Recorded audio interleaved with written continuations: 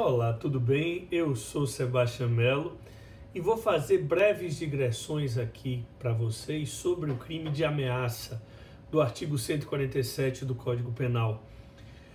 O artigo 147 do Código Penal diz o seguinte: ameaçar alguém por palavra, escrito, gesto ou qualquer outro meio simbólico de causar-lhe mal injusto e grave. A pena é detenção de 1 a 6 meses de detenção ou multa. Quando a gente fala do crime de ameaça, a gente está falando de um crime de menor potencial ofensivo, a gente vê a pena máxima é de 6 meses, e é um crime que ofende o bem jurídico, a tranquilidade psicológica.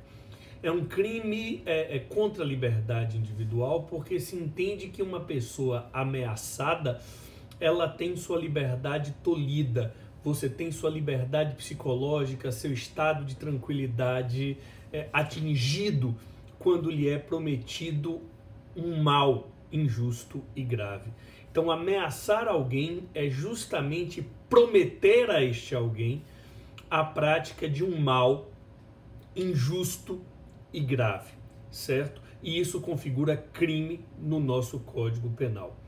Assim como o crime de constrangimento legal, o crime de ameaça é um crime subsidiário. Isso quer dizer o quê? Se a ameaça for utilizada não como um fim em si mesmo, mas como um meio para a prática de outras infrações, por exemplo, se a ameaça for utilizada para subtração patrimonial, pode ser roubo. Se for utilizada para constranger alguém a praticar um ato para depositar um dinheiro na sua conta, por exemplo, isso é extorsão. Se for sexual, pode ser estupro. Ou seja, a ameaça é um crime subsidiário também dos crimes contra a liberdade individual. Quem é que pode ameaçar? Qualquer pessoa pode ameaçar. Ameaça é crime comum, pode ser cometido por qualquer pessoa, não existe nenhuma condição especial do sujeito ativo.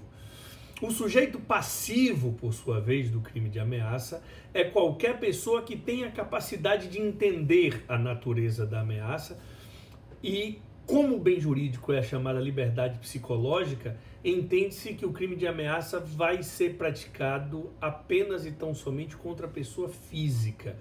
É meio difícil você imaginar um crime de ameaça como praticado contra uma pessoa jurídica, porque ela não sente medo, ela não sente temor. Quem sente medo são as pessoas físicas que integram a pessoa jurídica, e essas pessoas físicas, sim, podem ser sujeito passivo do crime de ameaça. Dito isso, falando quem são os sujeitos, eu vou falar rapidamente também sobre qual é o tipo objetivo. O núcleo do tipo é ameaçar alguém. Ameaçar alguém é prometer um mal. Ameaçar é prometer um mal. E que mal é este? Primeiro, é um mal injusto, é um mal contrário ao direito. Isso quer dizer que se a sua promessa, ainda que seja de um mal, ou seja, o que é um mal? É algo que vai causar algum tipo de prejuízo moral, econômico, material à vítima, físico, né? Algum tipo de redução, perda ou diminuição de alguma coisa que pertence à vítima ou terceiro, que está vinculado à vítima.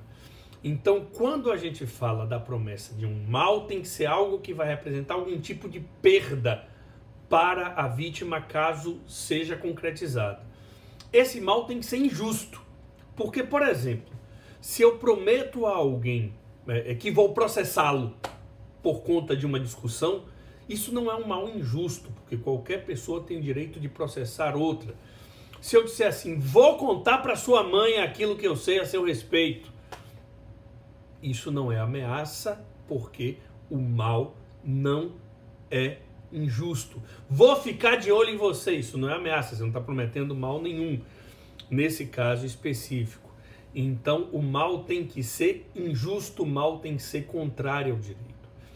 Além do que o mal deve ser contrário ao direito, a lei fala mal grave, ou seja, é um mal sério, é algo que deve representar um prejuízo significativo à vítima caso realizado. Um prejuízo, como eu digo, pode ser físico, pode ser moral, pode ser econômico, certo? E, obviamente, o mal prometido na ameaça deve depender sua realização da vontade de quem ameaça. Eu tenho que dizer, eu vou lhe fazer um mal, eu vou lhe agredir, eu vou lhe matar, eu vou lhe destruir, alguma coisa nesse sentido. Porque se eu apenas manifesto um desejo, eu quero que um raio caia na sua cabeça, eu quero que você tropece na rua, caia e bata a cabeça, coisas desse tipo, na verdade, não configuram um crime de ameaça, porque sua realização não depende da vontade do sujeito ativo, vamos dizer assim. Além disso, a ameaça deve ser crível, deve ser dotada de credibilidade. Ou seja, para que a ameaça seja crime, é preciso que a pessoa que ameaça tenha o condão de intimidar a vítima. Ou seja, se chega uma pessoa magrinha, franzina, e chega para um campeão de MMA e diz assim, vou lhe encher de porradas, se você, sei lá, se eu vou lhe encher de porrada. Basicamente isso pode configurar o crime de ameaça somente se isso tiver credibilidade.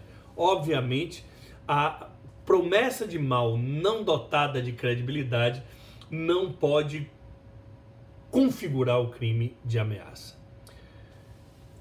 E de que meio se promete ou se pratica este mal?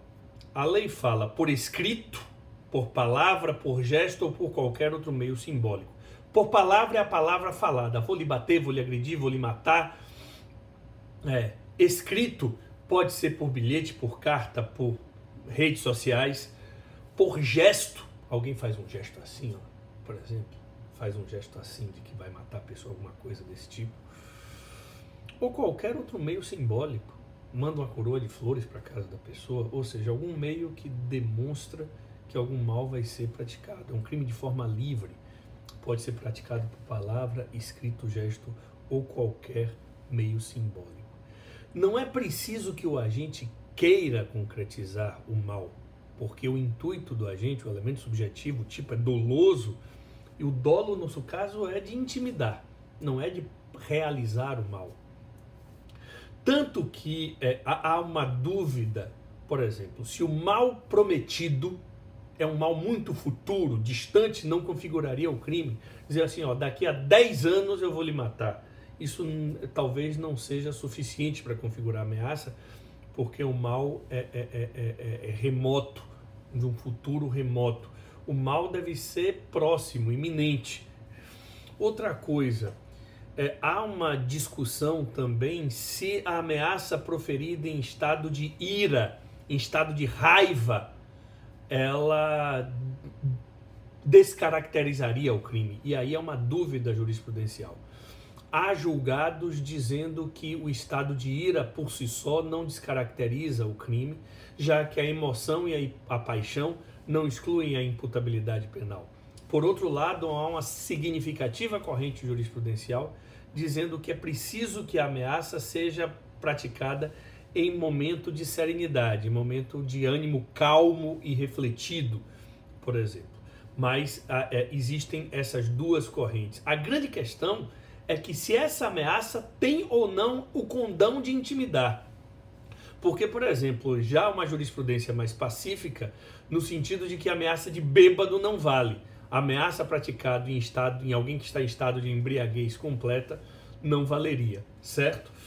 Então, o tipo subjetivo é doloso, certo? Mas colocando essas duas questões breves sobre se a ira configura ou não uma excludente de culpabilidade nesse caso, e se a embriaguez apresentaria. Acaba sendo uma jurisprudência até contra a lege em benefício do réu.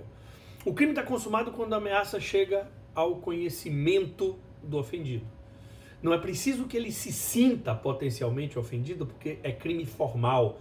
Basta que a ameaça chegue ao seu conhecimento e tenha a idoneidade para intimidar, certo?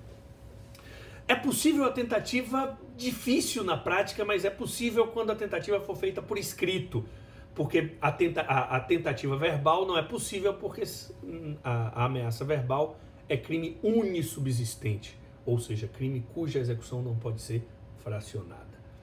Crime de menor potencial ofensivo, crime dos juizados. E, para fechar, crime de ação penal pública condicionada à representação, certo? Ou seja, a vítima de ameaça tem que representar a autoridade para que o delito tenha prosseguimento. É isso, em breve. Ameaça é um crime rapidinho e é isso que eu queria dizer para vocês. Um abraço.